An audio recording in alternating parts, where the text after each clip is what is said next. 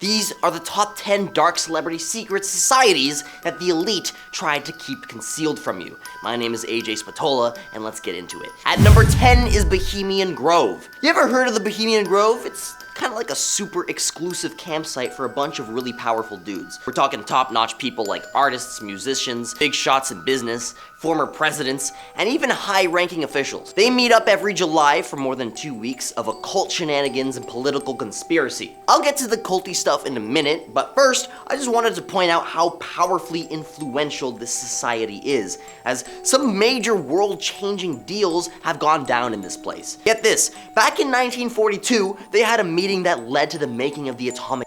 Heavyweights like Ernest Lawrence, Robert J. Oppenheimer, and heads of the big shot universities first conceived the idea of the Manhattan Project right here. Now, what makes this site even more interesting, besides all the political agendas, are the extremely culty rituals that go down here. For example, the cremation of care ceremony is a theatrical production in which a bundle of sticks in a sack shaped as a person is burned and sacrificed in front of a giant owl statue known as Moloch, the owl god. I wish I were making this stuff up. The club's patron saint is Saint John of Nepomuk, who, according to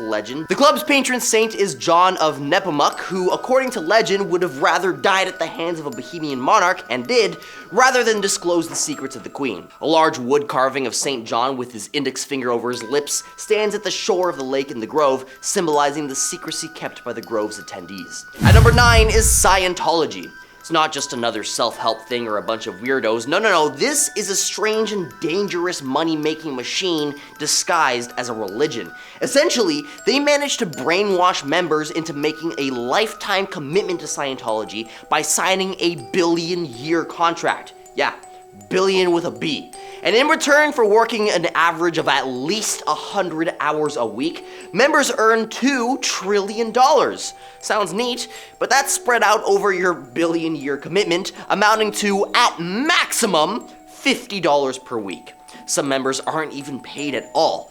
They're all about hiding their sketchy stuff from the public eye. They even run their operations at sea or on reservations to dodge the law, so that even loyal high-profile members don't know all the shady stuff that's going on. Well, lots of folks want to believe in something, right?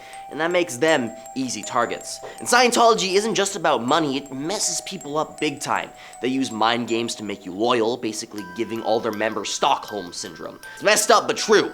These groups mess with your head so much that you can't even see the truth anymore. They make you think everything is okay, but it's a trap. And getting out isn't easy. It's like being kidnapped mentally. And if you do manage to escape, you will be pursued by private investigators till the end of the earth. They silence anyone trying to escape or spill the beans. Even the cult leader's wife, Shelley Miscavige, has been missing for almost 2 decades, which is seriously freaky.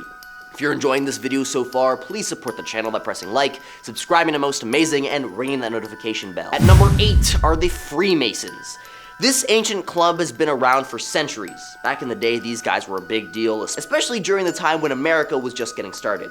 Imagine that you're a builder working on big fancy cathedrals in Europe during the Middle Ages. These builders had to move from place to place, and to recognize each other they used special signs like the builder's square and compass, which ended up being an iconic symbols of Freemasonry.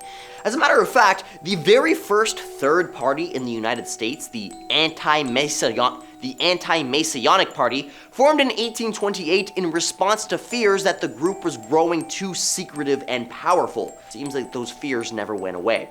Now, the Freemasons aren't a religious group, but they do believe in a higher power. This belief caused some trouble with the Catholic Church way back when. See, the church didn't trust them much and issued a bunch of warnings against them, which led to some drama, even sparking America's first third party, which I just mentioned. But the Freemasons aren't just some ancient history club. They're still around today doing a lot of charity work, or in other words, passing around money tax-free. And get this, lots of famous people were Freemasons. Folks like George Washington, Benjamin Franklin, and even Mozart and Winston Churchill. Now, the symbol that everybody talks about, the square and compass, is like the builder's tools, and some folks think the G in the middle stands for geometry or God, or the grand architect of the universe. At number 7 is J.E.'s Little Black Book. Now, I have to be extremely careful about how I word this entry, as YouTube's algorithm will definitely suppress this video if I go into too much detail, so I'm just gonna have to heavily censor myself. But I highly encourage you to Google this yourself after the video. In the tangled web of secrets and connections, Jeffrey's Little Black Book emerged as a chilling glimpse into a world veiled from public view. This disturbing document, unearthed in a courtroom back in 2009, reads like a who's who of the global elite, meticulously chronicling the names, numbers, and addresses of the world's most powerful figures. Go through the document yourself, and I'm certain you'll recognize at least one name on every single page. There are 97 pages bursting with 1,571 names, plus 5,000 phone numbers, heaps of emails, and home addresses. Within these pages lies identities of celebrities, royals, esteemed scientists, and influential artists. The fact that this monster was so well connected really makes you think about the dealings that secretly go on with the. Among those circled are notable figures like Prince Andrew, Ehud Barak, and Donald Trump, leaving questions hanging in the air, inviting speculation about their involvement or ties to Jeffrey and his sinister operation. At number 6 is the Bilderberg Group. In 1954, there was this meeting that started it all, the Bilderberg meeting. It happened in the Netherlands at a fancy hotel called the Hotel Bilderberg. Prince Bernhard of the Netherlands hosted it. It was a big deal, and lots of powerful people from North America and Europe came together to talk, as they were worried about Europe not being too closely allied with America, so they wanted to become better allies. The guest list at these meetings is pretty impressive, including big shots like Bill Clinton, Margaret Thatcher, Angela Merkel, Tony Blair, Henry Kissinger, the list goes on and on.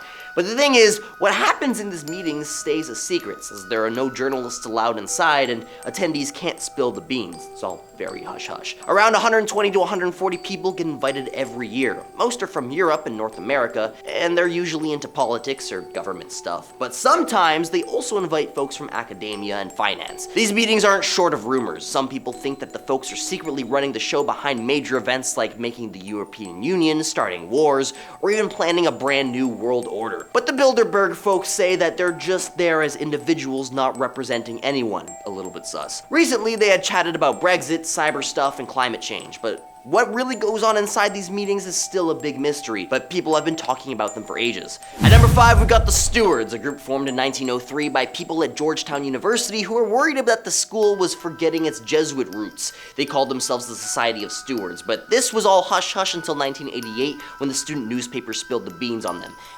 Now here's the kicker. After the big reveal, they split into two groups. The original gang faded out in the 90s, but its spin-off, the Second Society of Stewards, is still hanging around today. But why all the fuss? Well, these groups are said to throw their weight behind a right-wing agenda, using their cash and status to swing things their way. For example, Jack Applebaum was being pushed by the group to be the student body president until word got out that he was part of the secret society, which made his campaign nosedive. At number 4 is the Cadaver Society. Deep within Washington and Lee University hides a secret society shrouded in mystery. Established back in 1957, this crew is as mysterious as it gets. Nobody knows for sure who the members are, but rumor has it they might be mostly pre-med students. Now what's striking is their stealth, as they only convene after sunset, decked out in black capes and hoods, making identification kind of impossible. Nobody knows where they meet up. Some whisper about underground tunnels camouflaging their movements, locked doors in the science building's basement, or even a tiny door in the Liborian library. Their symbol, a skull cradled in a C, pops up all over campus,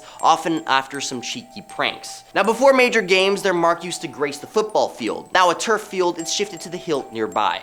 At number 3 is the Illuminati. Weishaupt started it in 1776, not for cool handshakes and secret passwords, but as a big middle finger to the power of the Catholic Church and the Bavarian monarchy. He wanted reason to reign supreme, and so he cooked up this illumination thing. Now this dude was all about grabbing ideas from everywhere, the Enlightenment, Jesuits, even the Freemasons. Speaking of which, he poached heavily from them to recruit Europe's big shots. Think wealthy folks, influential dudes, noblemen, writers, you name it. The Illuminati also had levels and tiers within the ranks. There were the perfectiblists, and their communication was encrypted, of course. They had these cool nicknames too. Weishaupt was Spartacus, which kind of sounds like a superhero name, but the party didn't last long. Karl Theodor of Bavaria shut it down hard in 1787, saying if you join the Illuminati, you're gonna face lethal punishment. Even though the group apparently got axed, rumors flew that they're still flying to this day.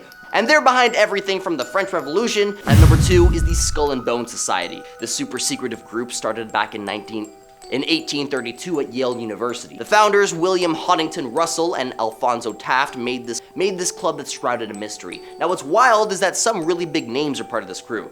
Every year, 15 seniors get picked to join the society, but here's the kicker, they gotta keep everything super hush. Their meetings are at a place called The Tomb, meeting twice a week and swearing to secrecy. Now there are some serious big shots who've been part of this crew. Presidents like Taft Bush, both senior and junior, John Kerry, and some bigwigs from Fortune 500 companies and the CIA. Oh, and there's this symbol that they rock, a skull with crossbones, obviously, with the number 322 beneath it, which people say might be linked to when Alexander the Great kicked the bucket. And at number 1 is the Order of Gimghoul. This mysterious society was based in the University of North Carolina, Chapel Hill. They've been around since way back in 1889, but their membership and activities are shrouded in secrecy. Legend has it that their castle headquarters was built where a guy named Peter Dromgoole met his end in 1833 after a duel over a girl. It's said that there's this rock at the castle's entrance that's said to be stained with Dromgools. Originally, they were called the Order of Dromgoole, but they changed the name to Gimghoul for a